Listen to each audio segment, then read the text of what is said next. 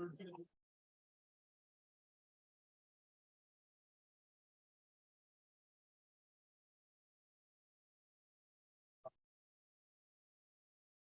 going to call to order the public hearing on the proposed 2024 budget. The written comments read by clerk. We have none, correct? Do we have anyone who has, so we'll move to public comments. Are those who wish to speak to the board regarding the budget? If there are those in the public, just to make sure, this is the budget hearing portion. So if you wish to speak to the budget, you're welcome to do so at this point. If you are desiring to speak to the board about other matters, that opportunity will be available in the following meeting after I adjourn this meeting and then go into the regular meeting and the agenda.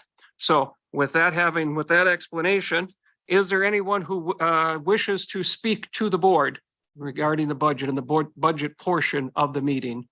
Is there anyone who wishes to speak to the board? Anyone who wishes to speak? Okay.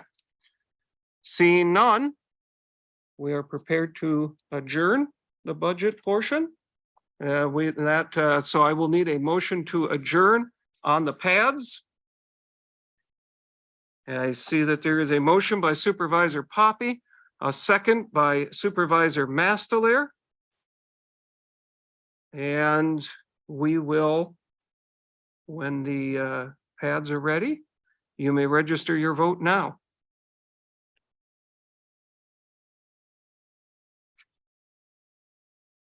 I have, okay, so Supervisor Romden, you can't vote. Oh, no, not that. We gotta have an update. That's like when I'm trying to send an email on the computer, updating.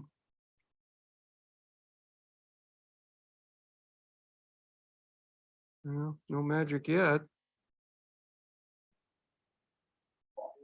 There we go. We have 16 yes, 4 absent, motion, none opposed, motion carries, meeting is adjourned. Okay.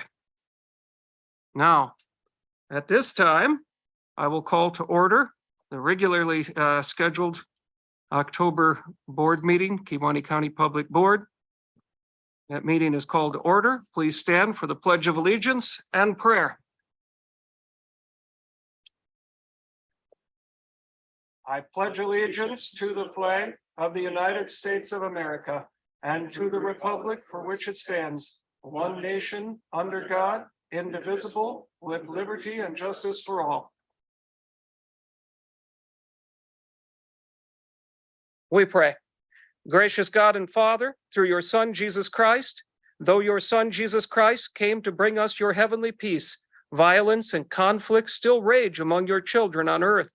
We remember especially those who are impacted by the conflict in the Middle East at this time. We ask that you would bring a restoration of calm and security, and that you would heal the wounds that have been inflicted. We ask that you would preserve the peace in our land. We also ask that you would especially watch over those who serve in our military and our armed forces, who, as we understand that conflicts that are localized can oftentimes spread to other regions. We ask that you would protect all of those who are in harm's way, especially comfort those who have been impacted and have experienced the loss of loved ones, that they would be comforted during this time, and that you would also be with those who are being held hostage. We ask that you would, according to your will, secure their release, that they might be returned to their families. We ask that you would open your fatherly heart and bountiful hand to help all in need. Grant that we all may live together in unity and peace, and let all hatred and ill will be remembered no more. Give us that peace which the world cannot give, and grant us grace that, delivered from all conflict and strife, we may live in harmony and safety, and finally, having gained the eternal rest of the saints in glory, may praise and bless, worship, and glorify you forever. Amen.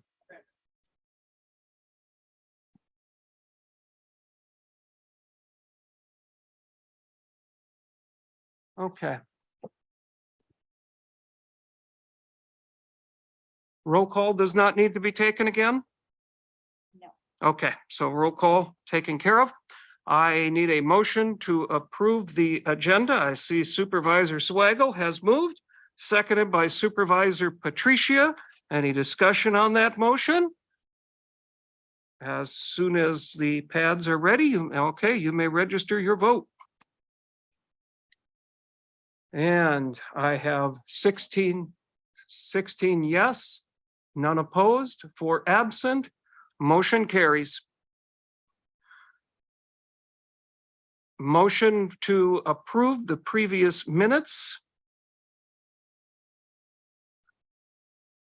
I see that we have a motion by Supervisor Augustine, second by Supervisor Patricia. Is there any discussion of that motion? You may register your vote. 16 yes, none opposed, motion carries. Welcome, Supervisor Dell. Glad you could make it. Citizens input. The board will hear concerns members of the public wish to raise, but will not discuss or take action on any matter until the matter can be placed on an agenda with proper notice to the public. The board welcomes citizens to present their concerns to the board in a professional manner relevant to issues affecting Kewaunee County. Each citizen may take 3 minutes to present their concern, and the board has allotted a total of 20 minutes for this portion. Please be mindful, the board may halt any disruptive comments and any comments that are threatening, vulgar, or abusive. Lynn Utesh.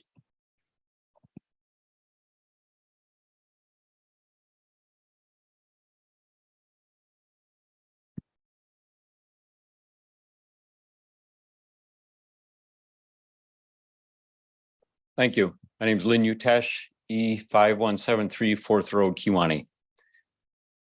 This evening, you're going to be discussing a resolution for the Wisconsin Ring EN LLC about a methane plant here in Kewaunee County. The first thing that I want to actually ask for, because this is part of the bonding that has taken place in the past, is has Pagels Ponderosa, and this is official open records request, has Pagels Ponderosa fulfilled their obligations for the last time that the Kewaunee County did this? In regards to what's being discussed this evening, I think everybody in this room knows what Kewaunee's reputation is for our groundwater and surface waters. All 3 of our rivers are on the EPA's impaired waters list.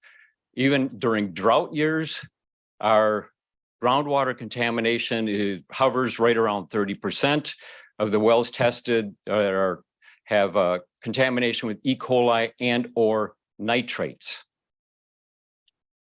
This reputation is not only statewide, but also nationally.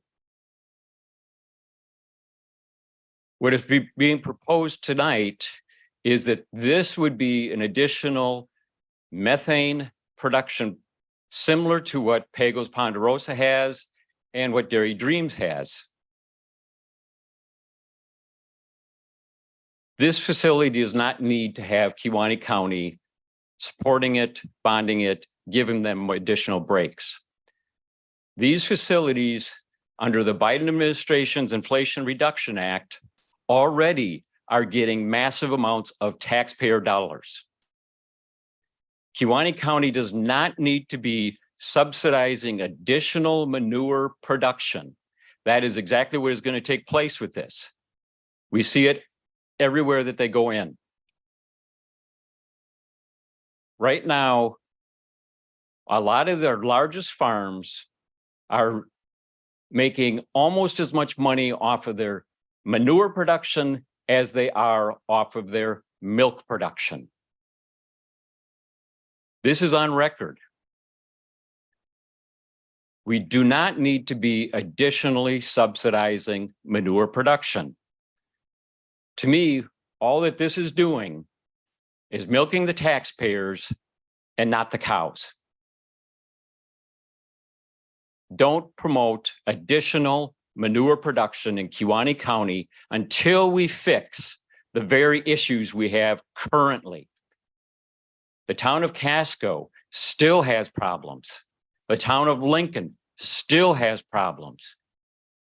And yet we are looking at helping out additional manure production in Kewaunee County. It is ridiculous. Right. It's That's 3 minutes. Thank you. Is And there I- anyone else who has signed up to speak? No. Is there anyone else who wishes to speak to the board? Is there anyone else who wishes to speak? Anyone else who wishes to speak to the board? Seeing none, we'll move on to appointments.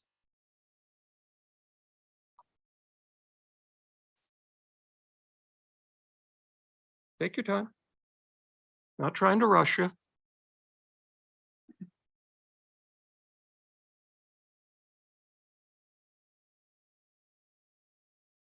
Kewaunee County Highway Commissioner Todd Emery.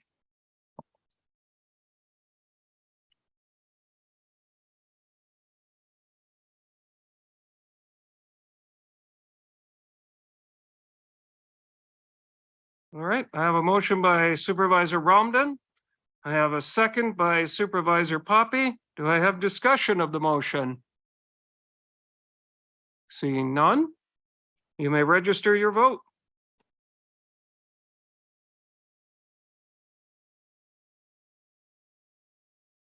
Seventeen yes, one opposed, motion carries. Congratulations, Mr. Every. Oh, yes, he is here. Okay. Annual reports and other reports. Kewaunee County Administrator, Mr. Dorner, please. Good evening, everyone.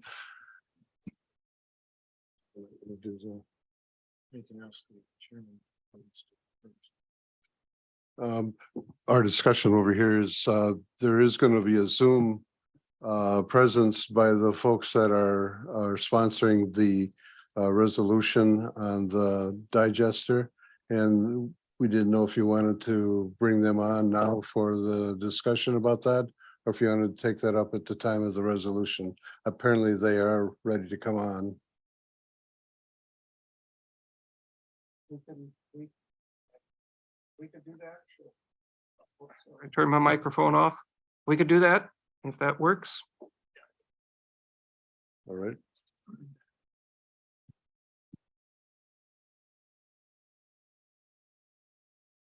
I was eagerly waiting here all evening though for your report. That's why I came, but I'll wait. We'll build the suspense a little bit longer.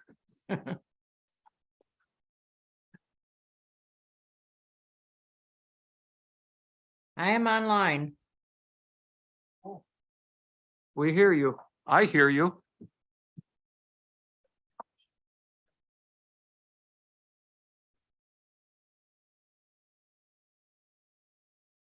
All right.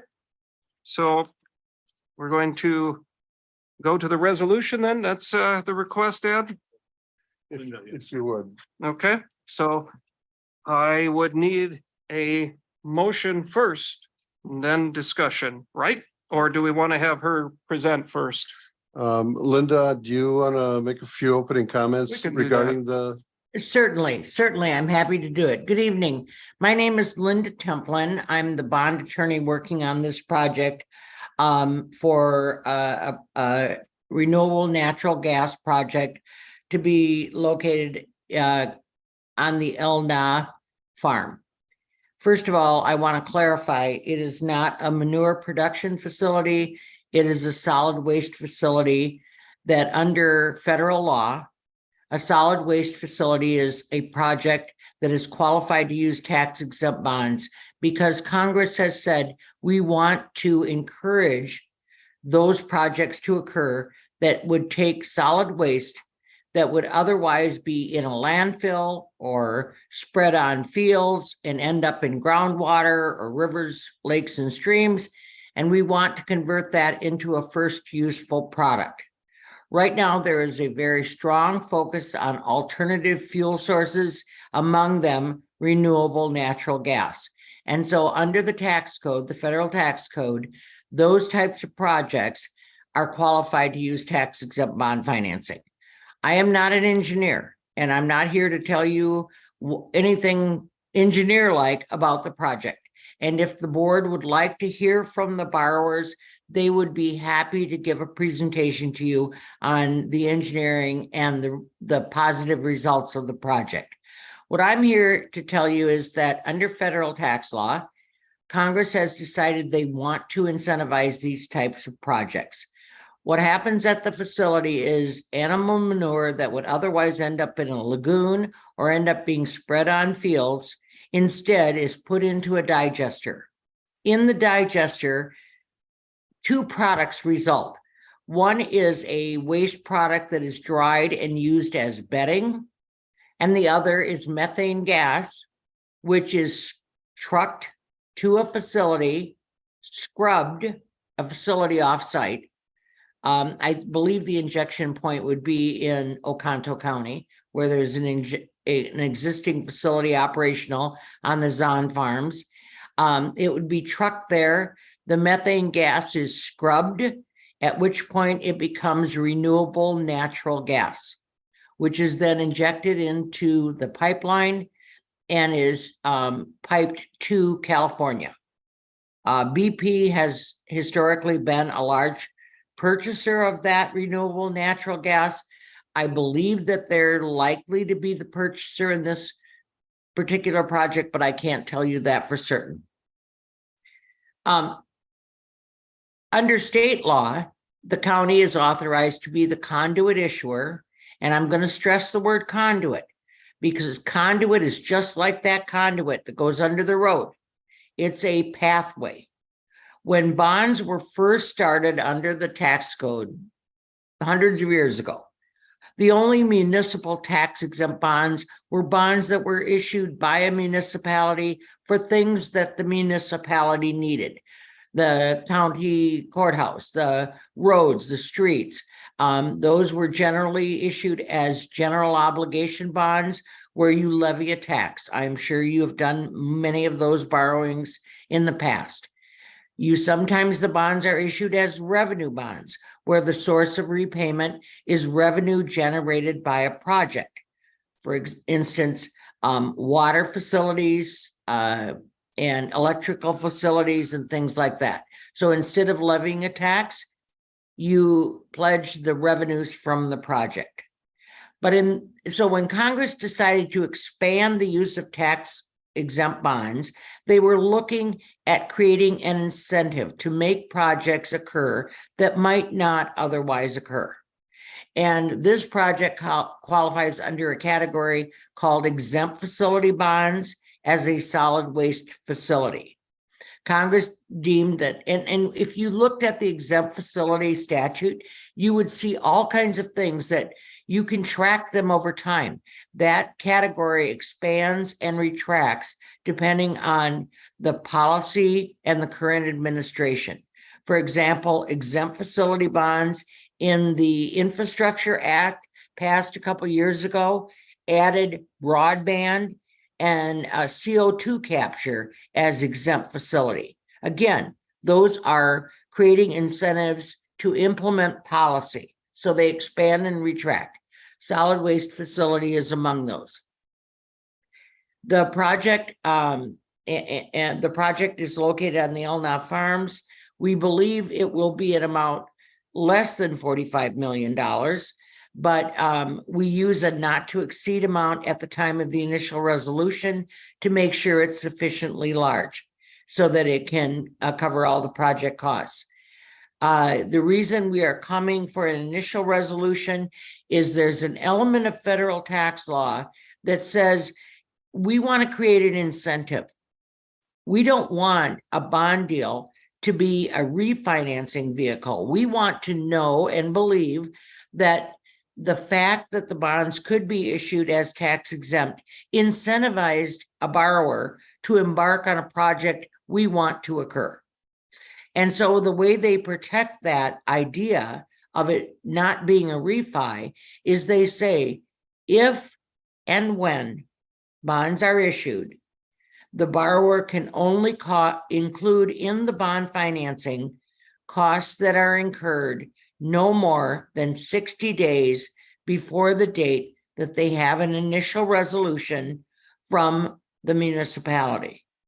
So the initial resolution that you are being asked to consider is not binding on you or the borrower without further action, but it is a stake in the ground that preserves the eligibility for the project costs if you and the borrower decide to proceed with the financing. So again, that's one of the reasons that the initial resolution is important. It's not binding, it's simply a stake in the ground. The other reason is that every state is only able to have a certain amount of tax exempt bonds for private borrowers in a given calendar year. We call that volume cap, the cap on the volume of tax exempt bonds. Wisconsin gets $600 million a year of allocation of volume cap. 300 million of that goes directly to WIDA for housing, and 300 million stays with the WEDC, and they keep track of it. They analyze the application that are made by borrowers, and they allocate to make sure that we don't exceed that maximum of 300 million available. This project will use a big chunk of volume cap. It will need volume cap for the tax exempt portion. And because we see these projects are becoming increasingly popular, and we anticipate that in 2024, for this borrower, but other borrowers as well, we will see between 9 and 15 projects. Well, you can see if there are that many projects and we only have 300 million of volume cap and each one is $30 million, we won't have enough volume cap. So this project applied for volume cap now, and if they're allocated volume cap, we will then ask the state to let us use what's called carry forward, use the volume cap, carry it forward to the first quarter of 2024. And we will relieve some of the demand on the system by using that carry forward from 2023, so that other projects that want to proceed, including not just exempt facility. I've done probably 500 tax exempt bonds for small issue manufacturing, and they need volume cap as well. So our urgency in wanting an initial resolution now is twofold. We want to make sure that we've qualified the project costs. And secondly, we want to make sure that we can get volume cap that we can apply for now, use carry forward, and take some of the pressure off the demand in 2024. The county has no liability. This is a conduit. You are not going to levy a tax. You are not going to pledge any revenues. When the bond documents are drafted, your special issuers council, I believe it's Quarles and Brady, does your bond work. We've worked with them many, many times on similar deals as well. We'll review the documents. The documents assign all of the county's rights, responsibility, liability, everything to an independent third-party trustee, a bank, a fiduciary, for the benefit of the purchasers of the bonds that are sold to the public. If this borrower would default and not meet their obligations under the bond, you probably wouldn't even know it, because you are out of the loop once that is assigned away. There are broad indemnification provisions in the documents that if anything arose after the bond issue that costs you administrative time or legal time, and I can't give you an example because I don't know what it might be, but if it arose, the borrower has to pay for it. Your costs for your legal counsel, for any per diems, all costs of the county, including any reasonable issuer's fee that you choose to charge to be the conduit issuer, are paid by the borrower at the time we close on the bonds. So I had sent a little summary, I know early on stating some of those things, but I wanted to stress those. You are a conduit.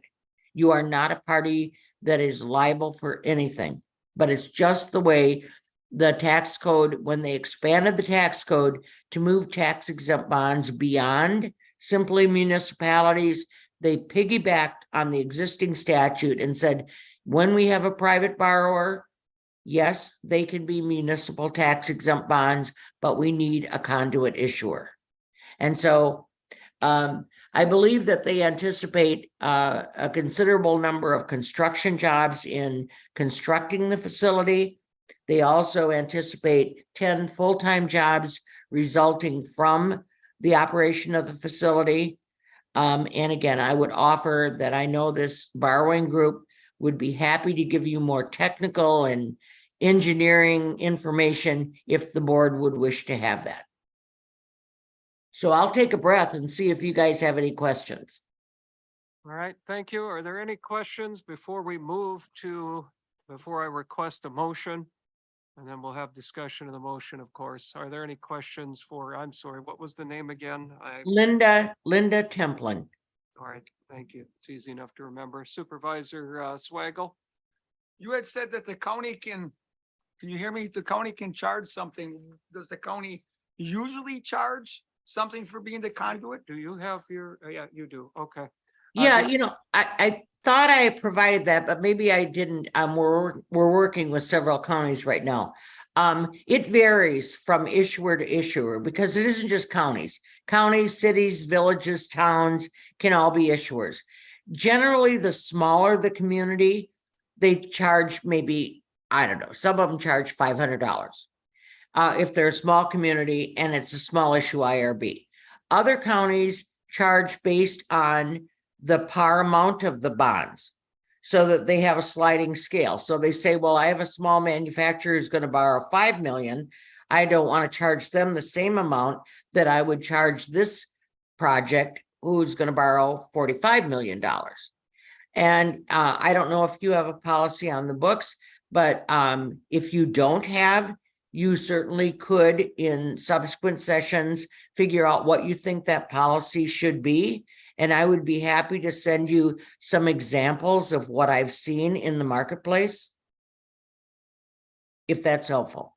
That helpful, Supervisor Swagel? Thank you. Whatever it may turn out to be. Thank you. Okay. Supervisor Romden, did you have a question? Yeah, just for, is she still here? or- Yeah, she's I'm You here. just- I can't see her Just- on that screen. Just for clarification, WIRNG is the actual borrower and Elna Farms are leasing the site to this borrower? Is that what's happening? Yes, and Elna Farms, the manure that feeds, that's the feedstock for the digester comes from Elna Farms. Thank you. Are there other questions of her, before I request a motion? All right. And not that you couldn't, Supervisor Gillett? Not that you couldn't still ask a question after the motion's on the table. But Sure. Linda, could you explain, have you been involved in any other agricultural projects or any projects here regionally, or is it more out on the coasts, or could you elaborate on that, or would that be more from the engineer's perspective? No, I can tell you that with respect to this particular borrower, we did a bond financing in the town of Gillick. It's the Zahn Farms. That was the first one that I've done with them. I believe it was about a $50 million project and about 35 million of it was done on a tax exempt basis. And that is the same location for the injection point that would be where the methane was scrubbed and injected into the pipeline would be at that facility. I also worked with Fraser Lanier, an underwriter from down south, on a project that was located in the town of Pound for a little bit different technology, but also a manure processing facility there. And I am working with a couple different underwriters on up to 10 additional projects that are going to happen. As you can see, it's become a high focus point in producing that renewable natural gas, which is a strong policy driven program right now. I've also done, not that this involves that, but I've also done a lot of financing, several financings for ethanol facilities that get their tax exempt status from the same statute that says we take what would otherwise be solid waste, that when you are making ethanol, you know, they put the corn in and this slimy, smelly gunk comes out and it's wet and it would rot and sit in landfills. A portion of an ethanol facility qualifies for the same reason, because they take that and dry it and turn it into what's called DDGs, distiller's grain, that is dry like giant rice cakes that can be transported for animal feed. So again, it's just another example of some of the policies that drive this type of financing. Okay. Other questions? Then, yes, sir. Supervisor Gillett again. Mr. Chair, if I may, what, either Corp Counsel or Linda, what would this look like going forward? If we were to pass this resolution, what type of time frame would we be looking at? And what type of presentations would we expect to see? I would imagine we'd be interested in hearing presentations from the engineers to see what this looks like, to decide if the county wants to move past this initial status. Let me explain then. Our first goal is qualification. Second goal is to make sure we get carry forward volume cap. Anticipated closing date, working backwards, February or March of 2024. So what would happen is, if you adopt the initial resolution and we get the carry forward volume cap, probably in January, we would reapproach you and say, we're going to start producing documents. Your council is going to be able to review them. We would come back to you in sometime in February with a final resolution asking you to approve those documents, obviously subject to your corporation council and your special issuers council review and comment. At that time, federal law requires that the county board hold a public hearing. It's called a TEFRA hearing. The public speaks at that hearing, but it is not a Q&A. It's simply a citizen comment. And then you're asked to adopt a final resolution. I would say that resolution would be what I call a parameters resolution, meaning we would tell you, here are the documents, they're in substantially final form. The underwriter wants to go to the market now and see what the market wants to sell the bonds and see what the rate would be. So a parameters resolution comes back to you and says, you're approving it as long as the maturity date doesn't exceed this date and the interest rate doesn't exceed this interest rate. And I'm trying to think, and it closes by a certain date. Once you adopt that, the underwriter goes into the market and makes a market for those bonds. Usually these types of bonds are purchased by large institutional purchasers, and they usually have a marketing period of about 10 days. So you adopt the resolution, we go to the market, they make the market, they tell us what the purchase price of those bonds is going to be. The parties sign what's called a bond purchase agreement, and we close about 10 days later. At that time, we simply tell you, here's what the pricing was, here's what your parameters resolution is, and we ask the county chair to sign a certificate that the sale was within the parameters that the board laid out. The whole time from start to finish is about a 2-month process from the point that we have the term sheet and the underwriter says go. Okay. Any other questions? All right. I'm going, if we're prepared, I'm going to request a motion. Okay. Momentarily.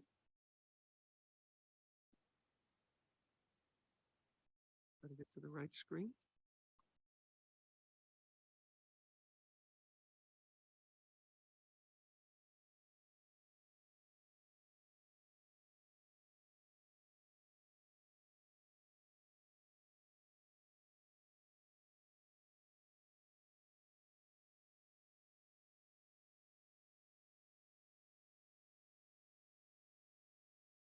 Things aren't cooperating entirely for us this Isn't technology grand? times. A lot of the time. Yeah. There we go. Almost, okay, so. There's a motion by Supervisor Mastler, a second by Supervisor Vollenweider. Is there discussion to the motion? Supervisor Gillett. Can anyone answer if we do have an issuer fee? Whether it's in the past or not, what that might look like, or if we would move forward? I'll be looking for somebody on this end to tell me, or We have, we've only done one of these that I'm aware of.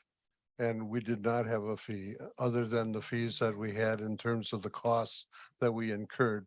Obviously, Jamie has got a lot of work to do with this in moving documents back and forth. So, we've talked about setting, whatever the cost that she was going to incur would be things that we would add on to the fee that was going to be charged by Quarles and Brady. But your initial question is, no, we don't have a fee set for it. But if we did choose, we could put a fee on, some type of issuer fee. That's correct. Thank you. there are other Supervisor Vollenweider. So then, just to be clear, we will be recapturing all of the real expense incurred by the county. It's just like a license fee, permit fee, call it whatever you want, is what this $500 or $5 fee could be. That's all that would be for. That's correct. Thank you for that clarification. Other questions? Supervisor Patricia. And this is just to clarify for myself, if not for everybody else, this is just an initial vote of whether we wouldn't even proceed down this road, correct?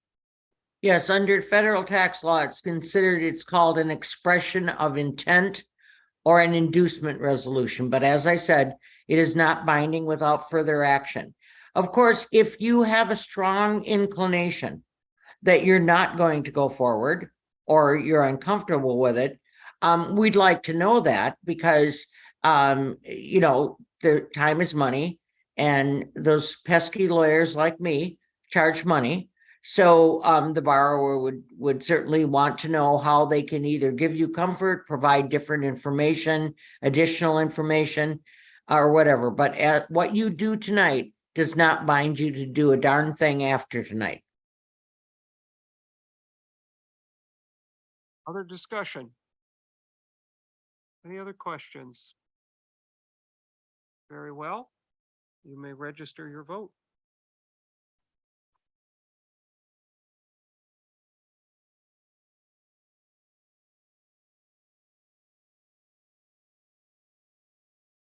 $16 yes, 2 opposed. Motion carries. Thank you very much. Thank you. Okay, at this time, we will return to the administrator's long anticipated report. Okay, so the report tonight basically is going to boil around the review of the 2024 budget. Before we get there, though, I'll just make a few comments about where we are in the search for a full-time administrator. This past week, we've conducted Zoom interviews with 3 of the 16 applicants. Those 3 people were chosen by the interview committee. And so we've done Zoom interviews with the 3 out of the 16. The committee will then look at those Zoom interviews and then make a determination as to whether or not any or some of them will be invited for more formal interviews beyond that point. So that's kind of where we're sitting right now. The committee did set a meeting for Friday of this week to review those Zoom interviews. So by the end of the week, we should have some idea of where we're headed in terms of this group of applicants that we've looked at. That meeting was set for 10:30 this Friday. It was just scheduled like an hour or so ago, if you're wondering why you didn't hear and you're on that committee. Okay, go ahead, Ed. Okay. Any questions about that? Okay, so then looking at the 24 budget. On your desks, you should have a document that has a lot of numbers on it and things like that. These are budget adjustments that have been approved by the Finance Committee tonight and one previous meeting.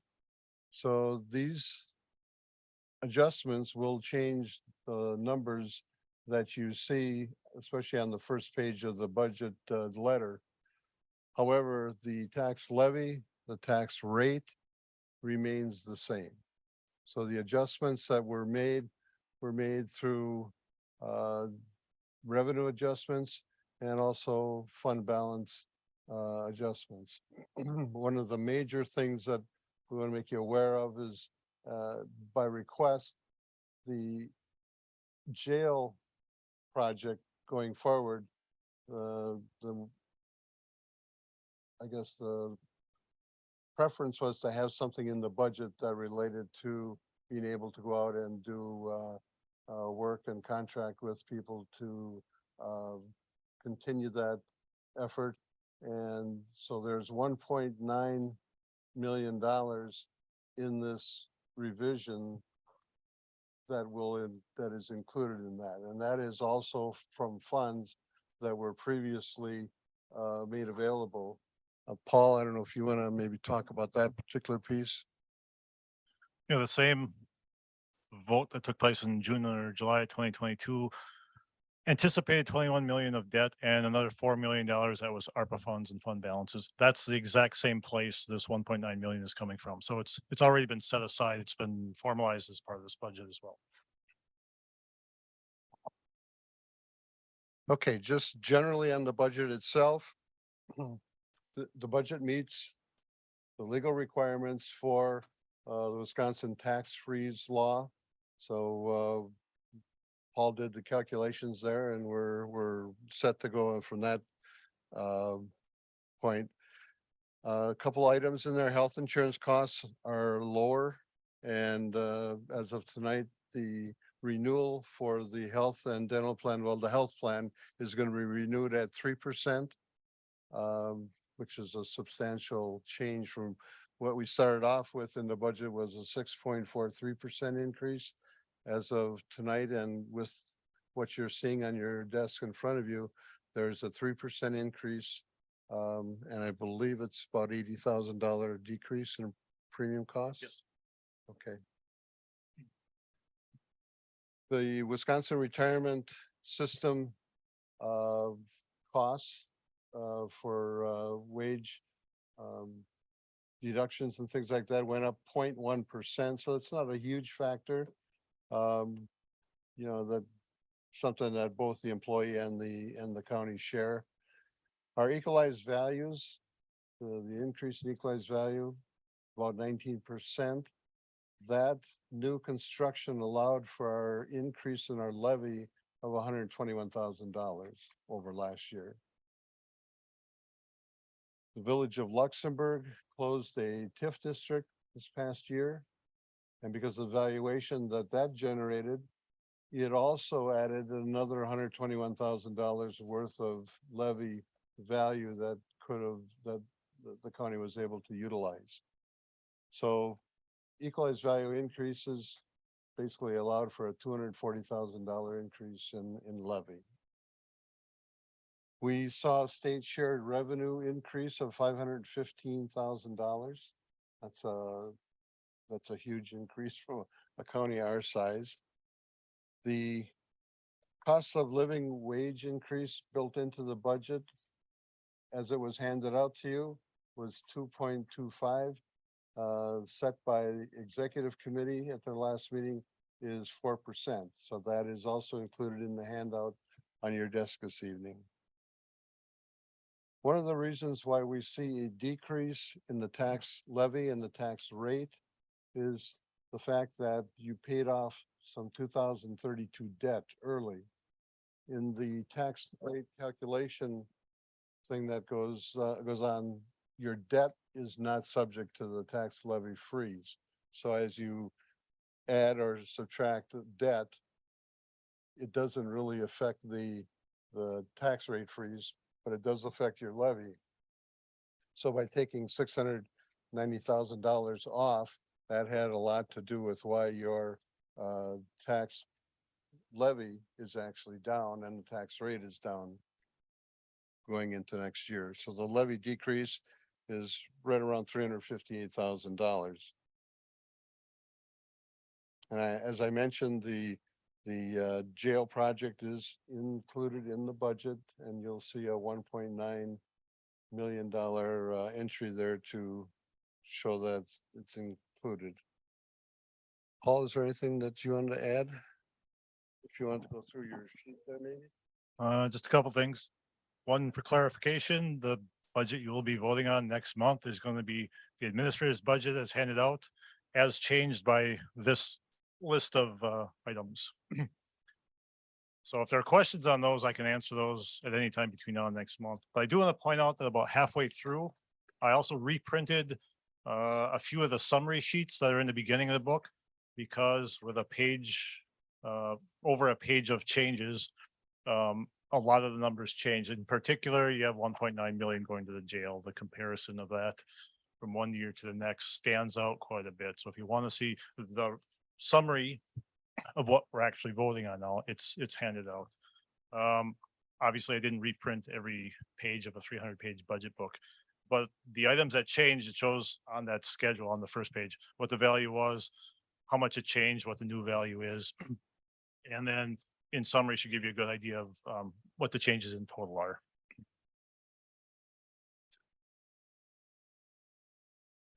So at this point, are there any questions about the 2024 proposed budget?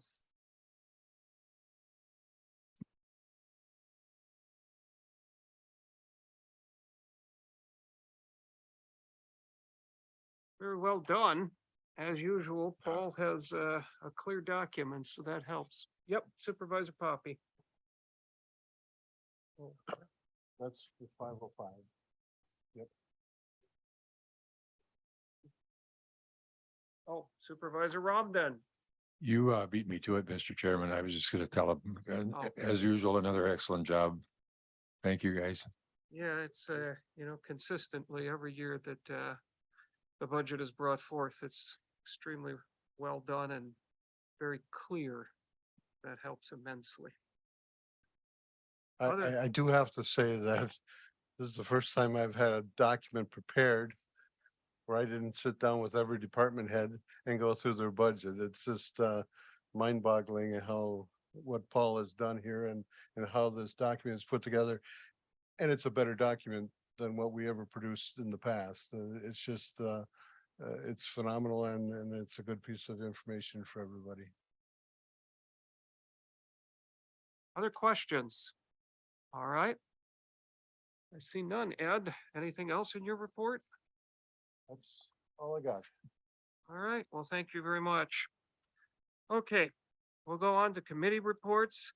I will, if there's other committees than jail committee, I'll take those, we'll answer those questions first, and then we can talk about the jail a bit. Obviously, people are wondering where we're at on that. Are there other committees, any questions on the reports? All right. So, jail, you want to take that, Supervisor Poppy, or you want me to? Not really. Long story short, okay, go ahead. Well, we've been handling some meetings here, and I guess I'm going to ask the committee to kind of, the board, yes, not the committee, to lead us in what direction you want us to go in here. as it looks right now, our sheriff, Matt Josky, has basically said he would want us to wait and stick repairs into the old facility due to staffing issues. And I think there's strong disagreement on how we would move forward from the sheriff's department side of it. And we definitely need them to work with us in some form to produce a decent facility. I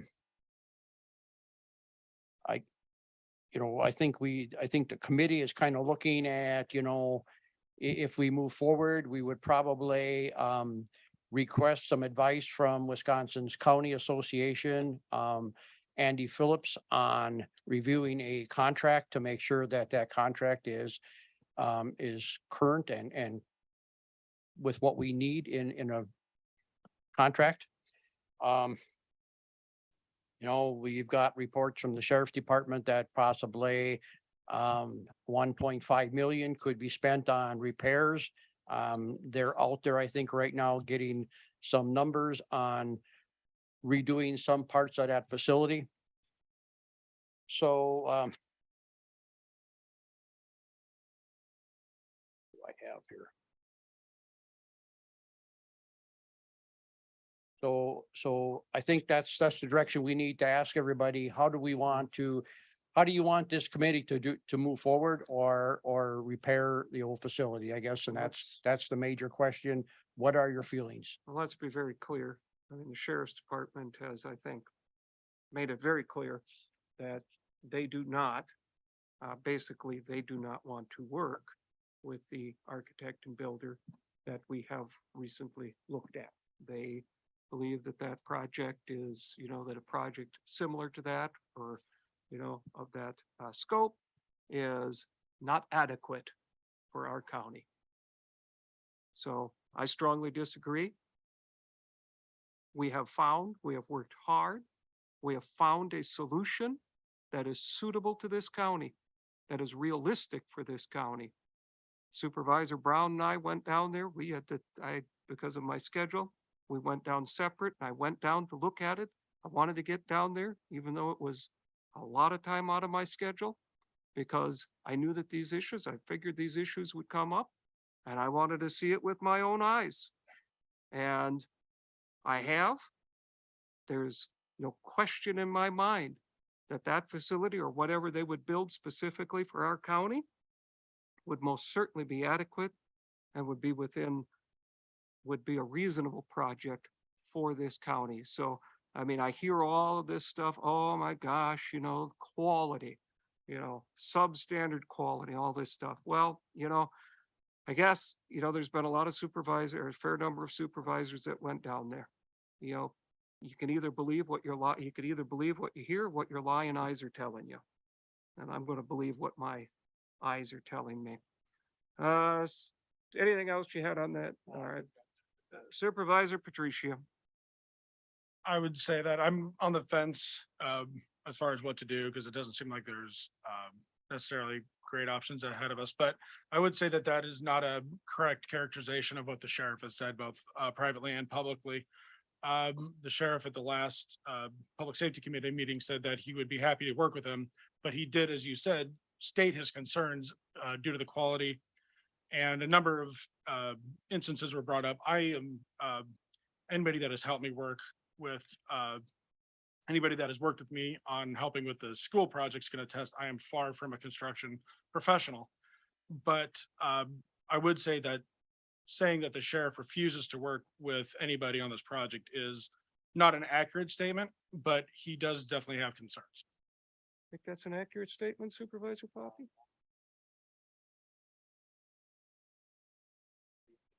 Yeah, so we'll leave it that there's a difference of opinion on that.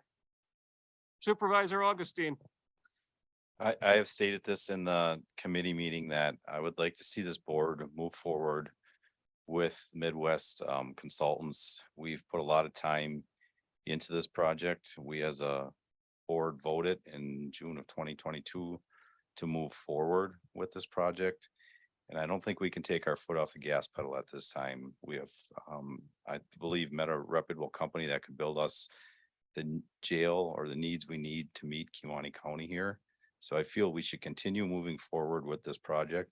We are having some staffing issues at all departments at this time, but I feel we're still 2 years out, 2.5 years out before we get into this jail.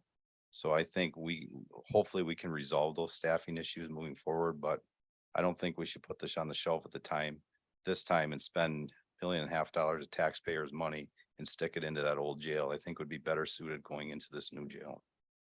Right. What are thoughts about any other? Yeah, Supervisor Dale. Can anybody tell us how much money we're actually gonna waste in 2 years on the old jail? Well, Sticking money into it? I'm just curious, does the we're- sheriff have ideas? we have some idea.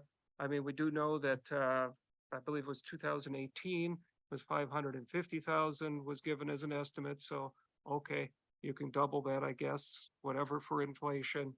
And that did not include plumbing. So it's, as what I'm hearing is these are just numbers that, are not scientifically proven at this time. Okay. I'm guessing that we'd be at 1.5 to 2 million is what I'm thinking. Okay, but as long as we say that we're not done with this jail project, from what I understand is that she'll let us go on what we have without the building. I mean, we're not talking about rebuilding the whole building. No, you could not be. You would only be talking about, basically, you would be looking at a roof. You would be looking at repairing cracks in the, some of the walls. You would be looking at doors, repairs and replacement, I guess, even replacement to doors. You would be doing repairs to plumbing. I believe, and if my recollection is correct, there was corrections to electrical. So these are going to be what would be considered maintenance items. Granted, they are maintenance items that you wouldn't normally have piled up quite so much. But nonetheless, they would be maintenance items. They would not be making any significant changes to that building. Basically, you cannot, because then you get into DOC 350 and a lot of code requirements that we simply could not meet in that building. Okay, so I'm just trying to think here. One problem we have is that we are not going to be able to staff it for 2 years. So as everybody knows, it took us how long to get to this point, and then we shot it down. But I think that we should keep going forward on this new company. What did they really tell you? Did they tell you anything on how much they want to charge, like to sit down and start going through this?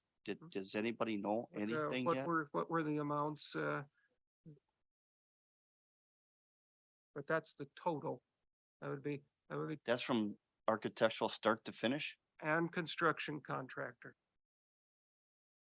That's the entire thing that we would be paying. Yes. And what did we only spent like $1 million, didn't we, on the last one? That was not their total though.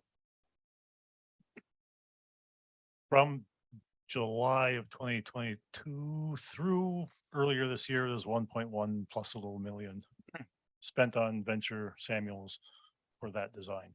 Yeah, but what was their additional charges going to be? If I remember the bid sheet is about 2.8 in total from the Right. start, which we spent 1.1 all the way to the end of the project, which would have been, I guess, similar to what it sounds like that is.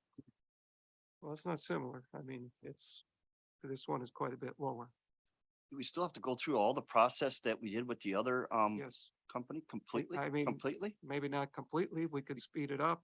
We could get it done very quickly if we have a working partner from the sheriff's department. We could get it done fairly quickly. But the project that you have, as Samuel's group stated very clearly, Supervisor Augustine had these conversations too, as did Supervisor Poppy. So anybody can jump in if I'm misstating anything. But that project that was $33 million, if you rebid that, it will be more now. How much more? Who knows? But it would be more. So that project that you own the plans for that, but that project is what it is. So you can take those plans and you can go someplace else, but you're not going to build that project. I don't believe there's any way that that project is going to be built for any less. I believe it will be built for more. So, you know, those plans, either you spend 33+ million, use those plans, or you scrap them.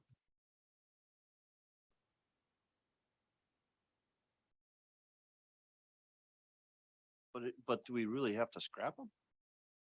I'm just saying, well, we went through this all and everything that was done on the plans are exactly, from what I understand, for the sheriff is exactly what we need and what we should have, and they're happy with.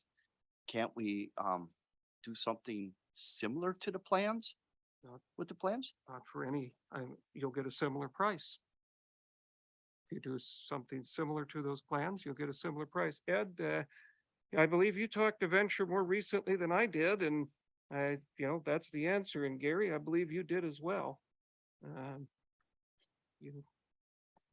I did talk to Venture. They called me this past week, and my question was similar to yours, because I really don't like to just have to spend money that we've already things. I mean, there are going to be some things like site work and things like that that were done, the surveys and things, those we shouldn't have to redo.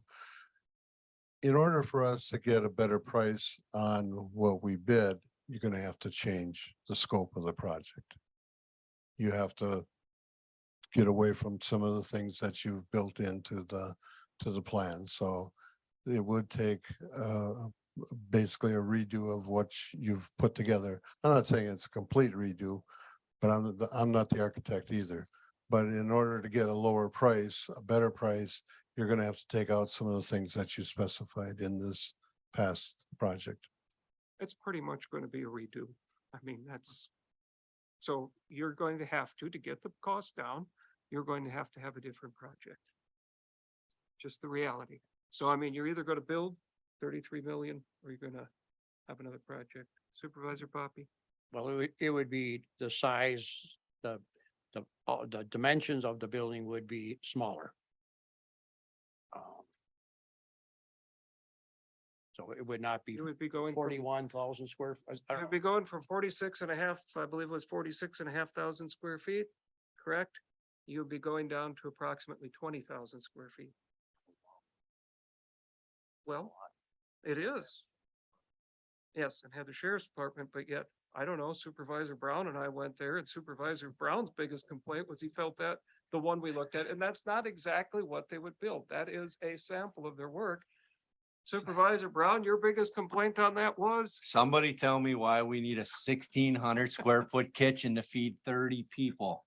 Okay, we have a building that's south of town here that has a kitchen a quarter of that size and can feed 1,500 people at a wedding. So honestly, the design, yeah, okay, would it be nice? Yeah, it's a big, beautiful building, but that ain't what Kewaunee County needs. Spend $33 million and then tell the taxpayers in this county, then we got to spend another $600,000 to watch the same people we watch now. It makes no sense whatsoever. Your complaint down with the Iowa project, though, was that you felt that that was more than we needed. Well, yeah, we don't need 96 beds. So I felt that project, yes, it's a lot fewer square feet, but a project of that nature, of that scope, I think is more than adequate for this county. We do not need a medium security prison. It's my opinion. Did you want to comment on something, Matt? Well, why not?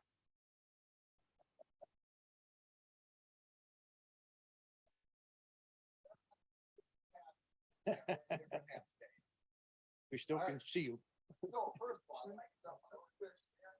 There we go. I want to clear up some air. I am more than willing, as well as our staff, to work with this new person. I said it here, I believe it was the August meeting after the vote, that we're more than willing to take whatever path this is, but we are going to make demands. This will be a quality building. that will meet the needs of this county. All right? This county. I also took time to go down. I took time out of my anniversary trip and made my dear wife march through that building. Okay? So we've all made commitments. I've spent 8 years on this project. We've all made commitments. You really have two choices, as was stated with Venture versus Midwest. You're going to scale Midwest up, or you're going to scale Venture down. Because what we saw in that plan is not going to fly. I gave you all the letter from Nancy where she spelled it out point by point. These are the concerns she has. These are the concerns she has in regards to Wisconsin DOC regs. And these are the concerns she has in regards to PREA. And PREA is another factor. That's Prison Rape Elimination Act. That's something we have to abide by. So there's a lot of factors. Again, we're more than willing to move forward, but it will be done legitimately and it will be a quality facility. I don't know why I'm being demonized for demanding a quality facility for this community. I don't understand it. But again, we're more than willing to work for it. Now, to the issue of a big kitchen, to the big issue of a big laundry, yes, punish us for having vision. When we sat down 8 years ago with the full jail study committee, the idea was we want to build this so we're not having to lay bricks and sticks again. So the idea was this was going to be a 50, 60-year facility that if we had to add another pod, we wouldn't have to modify the kitchen or the laundry. We want to scale that back to today's only needs? Absolutely. Like I just said, you're either going to scale up what we saw down in Iowa, and you will have to scale that up, or we're going to scale down the work that we've already done, and that's okay too. Neither one of these, right? They could work either way. As Mr. Dorner said, we're already $1 million+ invested. I think we should explore that about scaling down. Those are the two options in front of us. Staffing is a concern. I don't know when it's going to change. It's not Kewaunee specific. This is universal across, as you said, universal, right? But we have to be very careful that if we continue to move forward, we are going to hit a point of no return, right? If we start digging dirt and we start moving equipment and we don't have the staff, we put ourselves in a very bad situation for all the issues we have with that current facility. And I've said it to the committee, I've said it to this board. The redeeming characteristic of that current facility is we can operate with minimal staffing. I can run with a jailer and a dispatcher. In this new environment, we have to have 4 on site at all times. That's at 5 additional. We're not going to get there. We are not going to get there anytime soon. And that is outside of our control, your control. That's not meant as a dig on anybody. That's a current reality that we have to recognize. That's all I'm saying. So again, we're more than willing to move forward. We've got a great staff, right? We're agile, we're nimble, we're willing to adjust. But again, my position stands that so long as I'm sheriff and this is being done under my watch, it will be a quality facility that will meet our needs. It's all we're asking for. It's all we're asking for. And I don't think that's a big ask, right? I think we should all be proud of that. This should not be just something that we just get by or cheap out. It's got to be done right. So if this person wants to come to Kewaunee County and he's willing to take on the challenge of building a facility that's going to make us proud, I'll shake his hand and welcome to Kewaunee County. But anything short of that, yeah, it's going to be a rocky relationship. I owe that to the taxpayers. I owe that to the people that elected me. That's that. Any questions for me? Thank you, sir. But you were going to get hard numbers on the cost to rebuild, maintain the present. Do you have any hard numbers or all of them or whatever's needed, sir? No, I believe I provided that list from our jail inspector where she had the certain items that she had said, these are the baseline things. And as the chair had said, these aren't over and above. We're not trying to build it out. Bare minimum what we need to get by. And so we don't know that actually went to a company called Stronghold Industries. They're the ones that specialize in retrofitting a lot of these different security components, the roof and things like that. So as soon as we get those back, that'll come up through public safety, up to the jail study committee, and hopefully to this group. So that's another option. Okay, sir. Is it the final option? No. But it's going to allow us to navigate in our current staffing environment until we get to a healthy place and say, you know what, I think we're there. Let's go ahead and step off. We just can't run headlong into this thing with one major component lagging behind. That would be a deficit. You suggesting that the Iowa jails, PREA, that's federal law. Are you suggesting that those jails aren't meeting federal regulation on that? Yes, in the letter that I provided, there were substantial concerns that the jail inspector had in regards to some of the layout of that jail. I'll use a quick example, right? Shared showers. They basically took 2 jail cells pods, right? And then they put a bathroom between them. So they both shared them from opposite sides. That's problematic. that's problematic. There are things, again, I provide that list. There's a list of things that she had concerns after viewing that floor plan. Again, it's not something that we can't work through, Sure. but I want to make sure we're not thinking that we're just going to throw those plans on a Xerox copier and say, good, we're off to the races. We have to back this train up and look at spaces, needs assessment, and what we have to do here in Kewaunee County, Wisconsin, to make this legitimate, safe, effective facility. That's all we're asking for. I'm sure the Iowa jail inspector will be very interested to know that there are jails there that are violating federal law. Well, again, any concerns they have, they Yeah. can give me a call. And I think that there becomes an issue, which we've had before, and I can give specific items on it when we get into code versus best practices. We've gotten into this business of what DOC 350 actually states versus best practices. Well, best practices are nice, the idea, but ultimately we're bound to code.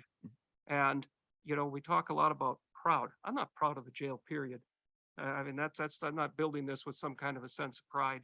I'll be proud that we show respect for the citizens of this county and what they can afford. Supervisor Patricia. This is far from an emergency as far as some that I've experienced that are life and death in the air.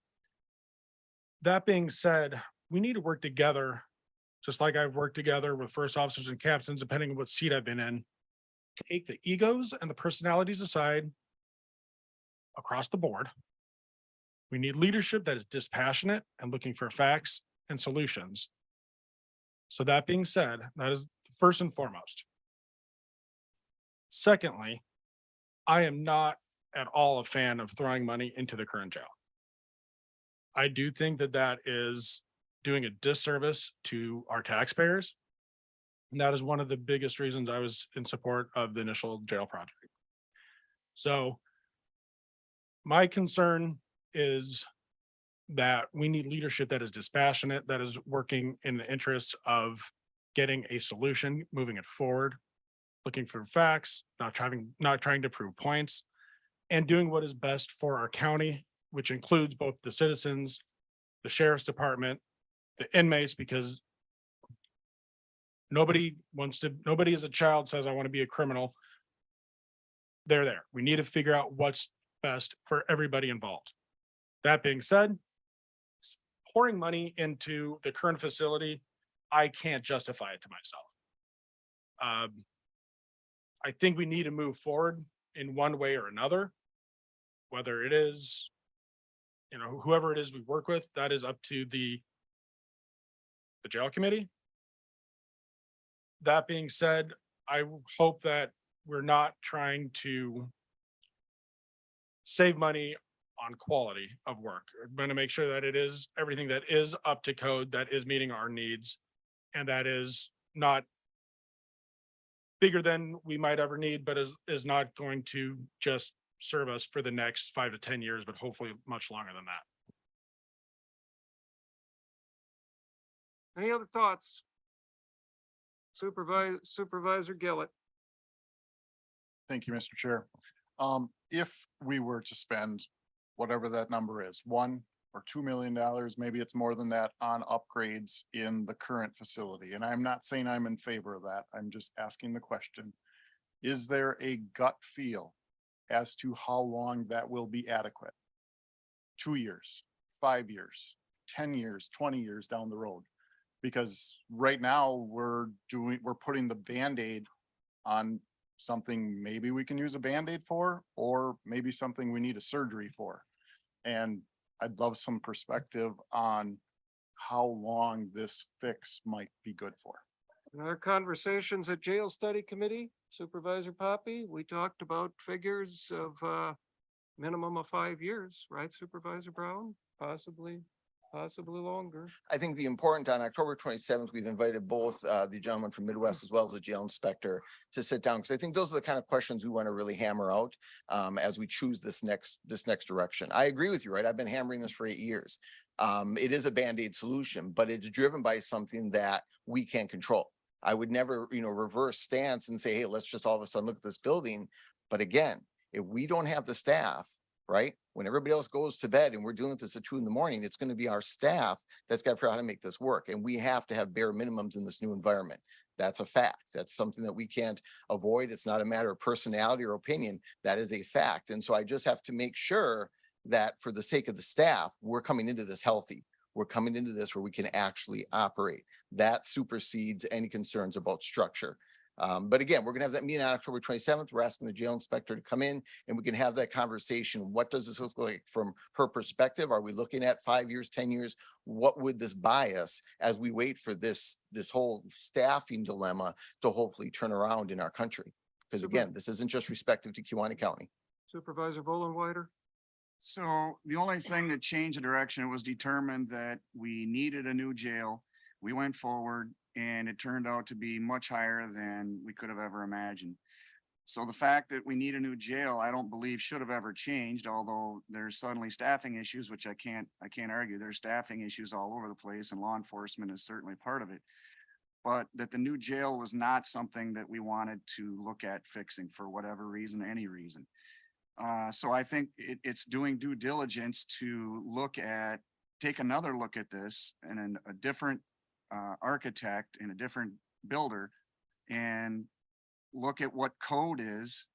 And as long as we're meeting code and processes that we need to do within our department, I think that's doing due diligence and we need to go forward with the direction the committee is looking at with the new architect. Supervisor Yonke? Yeah, this is a question for the sheriff. We're kind of focusing on our needs right now, but what would you do with a transgender person that comes into the jail? Well, so your issue of your transgender, any sort of orientation, that's just another classification. And that's a big part of this. And we've had this conversation. I know there's some, consultation over whether or not that's really viable, how important it is. It's a reality. Classification is a reality. It's not just gender or sentence, status, whether pre-sentence or post-sentence, probation holds.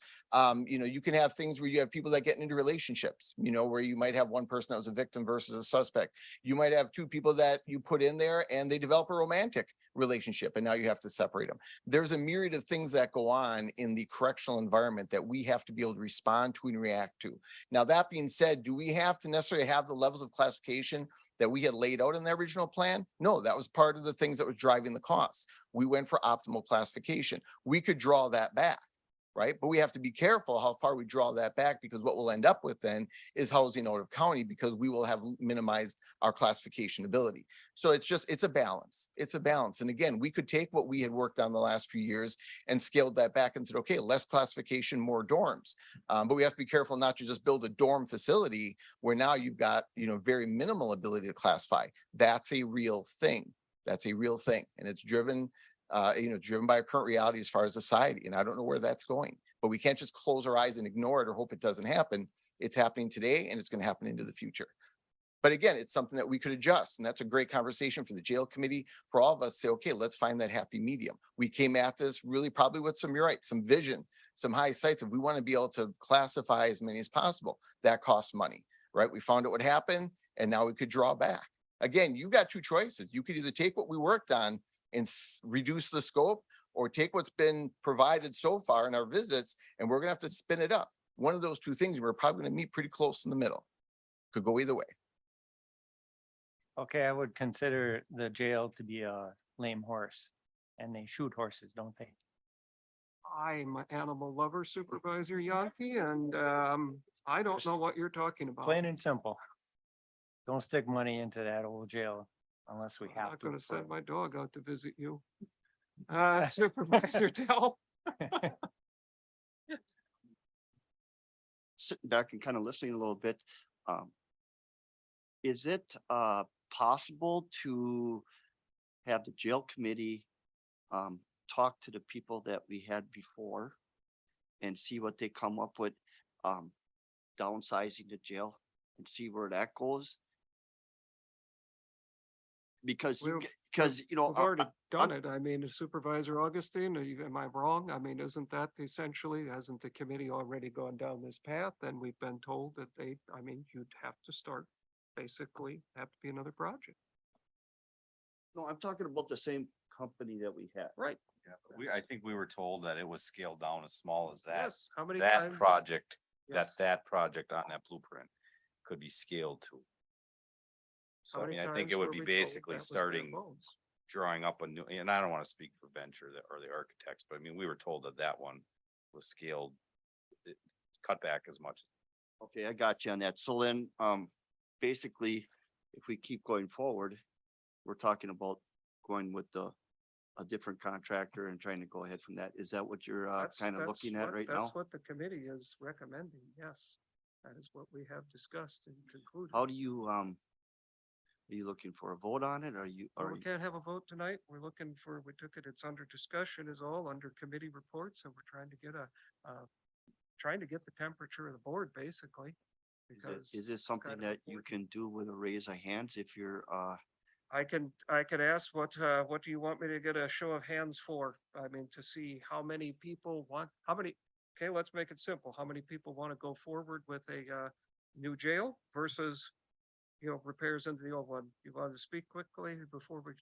I just, question for the sheriff with, as I said earlier, I do not like the idea of putting more money into that old facility. I mean, taxpayers have already, if we don't go with Venture, we just, let me clean up my words, wasted away. Was it, Chair, what was it? Couple million. $2 million. But that's wasted either way. So putting more money into the jail, I really don't like that. Maybe it's just wishful thinking that the job market might be better in 2 years when this is, when it's ready to open. Worst case scenario. We have the new facility ready to go. Everybody's happy with everything else, but we haven't hired. What do we do then? Where are we looking at? I don't know the answer to that. We have basic staffing requirements, right? So I mean, I have to have a dispatch, I have to have a master, right? We have to have somebody that's gonna be able to book, we have to have somebody that's gonna be able to do the roving to take care of the inmates. That's what we plan for, with those 4 staffing at any time that need to be roamed in that building. If we don't have that, it's not going to happen. I can tell you that the jail inspector will not allow us to occupy that building without adequate staff. That's hands down. The second part is in regards to these remodeling, you've all received a letter from the state jail inspector. I've been sheriff since 2007. There are things that I've been wanting to do since 2007 that we said, no, we're on this grand plan, right? They have been waiting and waiting. They have sent that letter that you all received that said, these are the things that must happen. Not anything extensive, but there are some baseline things. I need a door. I need a main jail door that functions.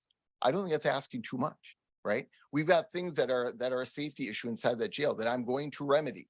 So no matter where this project goes, right? I hope you all realize that in my authority as sheriff, I will be pursuing the corrective measures that have been required by the state jail inspector. That's not a question. That's not a vote. That's not a consensus. That's a fact that I have to do this. So again, I'm more than willing to work, well into the future, but I have 2 parallel paths I'm traveling. I have the here and now, the safety of my staff and the safety of the current inmates, and I have what we're hoping to do in the future. I'm not going to sit on this one any longer and just say, well, maybe something will happen. This could be 4 years, it could be 5 years, it could be 8 years. I don't know. But I'm not going to allow for all of those substandard components and equipment and realities in that current jail. So I'm going to do everything I can to do the absolute minimum not even modifications, remedies, right, to this current building. But none of us know where the staffing is going. And from what you said at the Public Safety Committee hearing, you said we're supposed to we wanted to be up 3, we're not. And we're expecting some retirements the beginning of next year. We were supposed to be up 3 currently. Yes. Right. We're going to be backwards 3 here in the next couple of weeks. So we're going in the opposite direction, right? That eligibility list that was supposed to be the springboard that sent us forward generated zero candidates. All right. That's why I'm raising the caution. We should have been up 3 by now, and we're going backwards. So we just did another posting. Yeah, I've got some people that we're going to be moving forward in the testing, but it's about the same numbers that we've been dealing with in the last one. So I'm not very optimistic that we might come away with 1 or 2. And again, we're sliding backwards. So I can't fight what reality is telling me. I can't just close my eyes and hope. That's not a tactic, right? I've got to deal with reality. And the reality is we're not seeing the candidates. And I don't know when it's going to change. I hope it does. We're going to do things to be more aggressive, right? More progressive. Absolutely. But in the reality is I've got to deal with what I know, not with what I hope. I think I've made my concerns and my feelings pretty clear that I do have concerns with I want to make sure that we're getting quality and we're not just saving money to save money. But for what it's worth, I think the jail study committee should move forward because this isn't a final vote of, approving plans or anything else, but at least it'll get us moving in the right direction. Non-binding, this is just a, straw poll, so to speak, so that the committee has some direction. How many are in favor of making repairs to the current jail and trying to get by for 5, maybe more years? Milt, we got you. I was counting on that. Anybody on board with Milt? Excuse me, Chair, that's Yeah. what the people have told me. I went to a local repair shop. It's on Highway 42. I don't give a name. And he came. No, not Is there related. more than one out there? Go ahead, Well, sorry. I'm not giving the sorry. name, but anyway, he flat out said, fix the roads, repair the old jail. We need that millions to go into roads. So he told me don't vote for the new facility. And then more people have told me that than not. So if you're all gonna laugh at me and criticize me, I take it. My shoulders aren't that big, but I'll take it. Thank you, gentlemen. You're doing.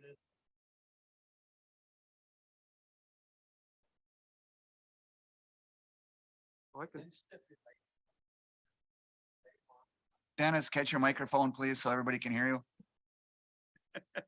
Well, thank you, Dennis. How many, all right, how many people Let's get believe? a sentence so we can get set on the record. Everybody in my district, I got the Delabru clan around me, and they want a new jail. And if you've ever had a son in jail with a convict or something like that, they don't want that. They want a new facility. They don't want to fix up. Not doing enough of that. Okay? That's my opinion. How many, just show of hands, get a feel of direction for the committee? How many believe we should keep moving forward with a new jail project? Okay, so how many believe that we should move forward working with Midwest contractors? Okay, yeah, all right, that seems pretty lopsided too. So that is the direction the committee, I expect, will take up, is to go ahead with working with going forward with Midwest Architect. I will tell you there are 2 things that are going to happen then. Between now and next month, first of all, we'll make sure that we get a contract drawn up that is suitable to the county. That will go to finance. We will almost certainly, or we'll most likely, I can't speak for the committee, spend a little bit of money to get outside counsel, as Mr. Depo has requested, so that we make sure Wisconsin Counties Association has done a lot of work on this. We obviously want to make sure that we have a contract that is going to be very suitable to the county. Seems very important. Yes, sir. Didn't they go through 3 different contractors before they ended up with this last one? Down there in, Yes. yes, they did. 3 different architects, yes. Okay, and that cost them millions of Oh, dollars yeah. also? Well, no, they didn't. They caught it before quicker. They didn't let it get so far down the line. It cost them something. I don't know the exact numbers, but they did. They switched 3 times, 3 different architects before, and they said, one of them had this grand plan that they knew would never be affordable to the county. So it happens. We will go to finance, probably needing a little bit of money for contract work. And then next month, I would expect we'll have something here at this board. Yes. Mr. Chair, and I'm not saying we should go with Venture. In all fairness to Venture, though, the conversations at the jail study committee were for the current project, right? Yep, that's correct. Were options explored for What would a have to, reduction? well, you would have to. And that would be a different project, You would be right? looking at a different project with Venture. There was no movement among the committee to do that. I don't believe there would be currently either. I wouldn't support it. This has kind of left me with a bad feeling where we're at.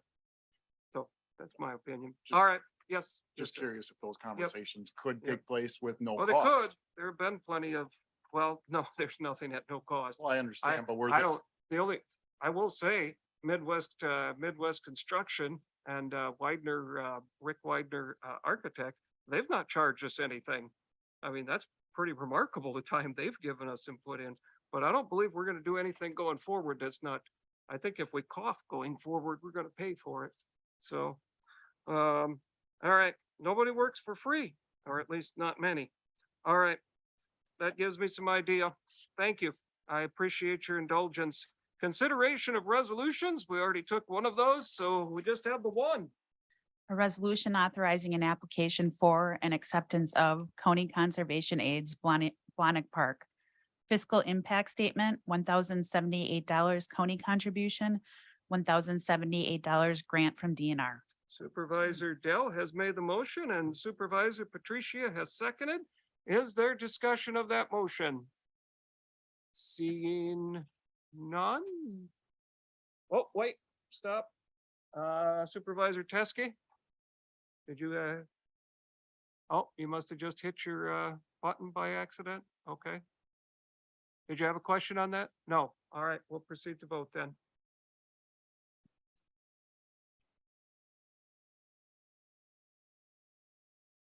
Supervisor Yankee, Supervisor Brown, please register your votes. Thank you, Supervisor Brown. Please help Supervisor Yankee. I hope you got a nice shot of the back of Supervisor Agamite's head. But I would prefer that you registered your vote. They're having fun here. Oh, where? Supervisor Heskey voted. Yeah, the Supervisor Yankee. You weren't playing with that pad, were you? That tablet? See. For future reference, Supervisor Yankee, you'll notice I put mine in its place and I don't move it the whole meeting. They're very finicky. All right, 18 yes, none opposed, motion carries. Thank you. Consideration of ordinance at previous county board meeting, we have none. Communications, do we have resolutions from other counties? Oh, Yes, just one. From Buffalo County, a resolution regarding foreign ownership of farmland. okay, any others? And clean up, because when we jumped out of order here, did we approve the minutes? Did we have a motion to approve the minutes from the previous? Yeah, we did. You must have been asleep, Supervisor Poppy. I thought we did. Okay. Yeah, Augustine and Patricia. Okay. Any other communications? Kewaunee County events? Supervisor Mastelier. Yes, this Saturday, we have a clean sweep event to be held at the fairground on Saturday from 8 until noon.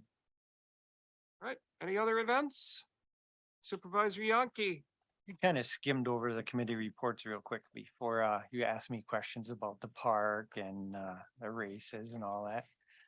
So you want to report? Sure, I'd love one. Okay, we're looking for a new race promoter. Oh. Because after 3 years, they pulled the pin on us, so we're sending out an RFP. And as far as the ski hill, we're working on finalizing an agreement with the Winter Park Association. Wonderful. Trying to do that early. Yes. And Is that close? I mean, are we gonna have that? close, yeah, there. Ask Dave. Before we're planning to open. Yep. Wonderful. It's Well, I have sent to out. say, I appreciate you staying up on that. We talked about that and I'm glad you guys stuck with that and we're a little further ahead this year. And then hopefully tomorrow we pass the inspection on the ski lift. It's been needed. The pheasant exhibit is almost done. And we're hoping to have about half the birds in there this year, so pathways and everything are hopefully going to be cemented soon here before it gets cold. What do we bring with to feed those? Like Don't ducks, need we much. get bread, what do we, And we're gonna get 3 new deer too, pretty soon. okay. Well, I saw 3 on the road on my way here. Laying down? Yeah, they weren't moving much. Okay, thank you. Any other Kewaunee County events? All right. Under comments from the chair, I received a letter, Kewaunee County Board of Health. That was actually addressed to Kim Kroll, but included to me. The Department of, it's from State Health Officer and Administrator. The Department of Health Services congratulates the Kewaunee County Public Health Department for demonstrating the infrastructure and program capacity to be certified as a Level 2 health department. I am happy to report that the Kewaunee County Public Health Department provided all services required by statute and rule. I want to acknowledge the work of the Kewaunee County Public Health Department staff. Cindy Kinnard, Health Officer, did an excellent job of providing quality evidence of meeting statutes and rules. I am acutely aware the stress of operating a health department and the demands on public health directors and professionals increased exponentially during the state and global pandemic. Public health work impacts everyone and every corner of the community and succeeds when it is a shared effort. I applaud the dedicated efforts of Cindy and the Kewaunee County Public Health Department staff to keep your jurisdiction healthy and safe. I also appreciate the support of the Kewaunee County Board of Health for maintaining a strong public health department. When the basic needs of people and communities are met, they can better prevent and recover from challenges to their health and well-being. I am sure with ongoing support for evidence-based quality public health initiatives by you and your fellow Board of Health members, the Kewaunee County Public Health Department will continue to protect and promote the health of the people in your jurisdiction. So wanted to share that with you. Meeting dates, we have November 7th and December 19th are set. I would need a motion for the proposed January 16th. Supervisor Poppy makes that motion. Is there a second? Supervisor Langto? All in favor of the motion signify by saying aye. Opposed? Motion carries.